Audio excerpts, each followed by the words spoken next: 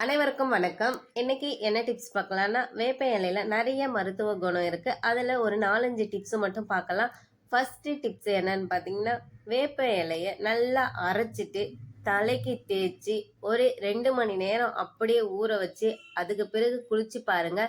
தலையில் உள்ள பொடுகு தொல்லை, பேன் தொல்லை, ஈறு தொல்லைலாம் இருக்காது. முக்கியமா பொடுகு இருக்கவே இருக்காது.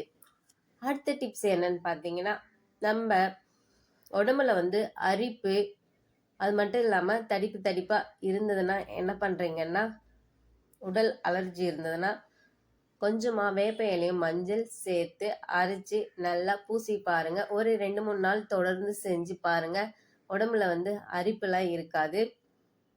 வயிற்றுல பூச்சி தொல்லை இருந்தால் என்ன பண்ணலான்னா, கொஞ்சமாக வேப்ப இலையை நல்லா தண்ணி ஊற்றி நல்லா கஷாயமாக நல்லா கொதிக்க வச்சு கஷாயம் போட்டு குடிச்சு பாருங்க. இது வாரத்துக்கு ஒரு முறை இல்லைன்னா மாதத்துக்கு ஒரு 2 முறை செஞ்சு பாருங்க.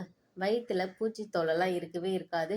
குழந்தைங்களுக்கு அந்த காலத்திலலாம் வேப்ப இலையை நல்லா பச்சையாகவும் அரைச்சி அந்த சாறு எடுத்து கொடுப்பாங்க. அப்படி இல்லைன்னா நல்லா கொதிக்க வச்சும் கொடுப்பாங்க. நல்ல பலனை கொடுக்கும். அடுத்த டிப்ஸ் என்னன்னு பார்க்கலாம்.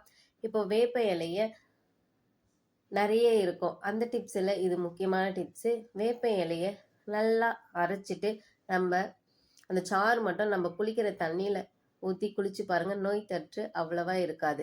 இந்த டிப்ஸ் எல்லாம் உங்களுக்கு பிடிச்சிருக்கும்னு நினைக்கிறேன். அடுத்த டிப்ஸ் என்னன்னு பார்த்தீங்கன்னா, வேப்ப இலையை நம்ம வீட்டில் புகை போட்டிங்கன்னா வேப்ப இலையை வச்சு இந்த கொசு பூச்சி தொல்லைலாம் இருக்கவே இருக்காது. மறக்காமல் ட்ரை பண்ணி பாருங்கள். இந்த டிப்ஸில் உங்களுக்கு ஏதாவது ஒரு டிப்ஸ் பிடிச்சிருந்ததுன்னா கமெண்ட்டில் சொல்லுங்கள். உங்களுக்கு வேறு ஏதாவது டிப்ஸ் வேணாலும் கமெண்ட்டில் சொல்லுங்கள். அடுத்து வேறு ஒரு வீடியோவில் சந்திக்கலாம். அது வரைக்கும் நன்றி.